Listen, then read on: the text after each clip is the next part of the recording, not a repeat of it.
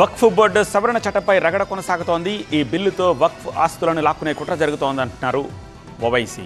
బిల్లుకు వ్యతిరేకంగా జంతర్ మంతర్లో ధర్నాకు ముస్లిం నేతలతో పాటు 11 రాజకీయ పార్టీల నేతలు హాజరయ్యారు.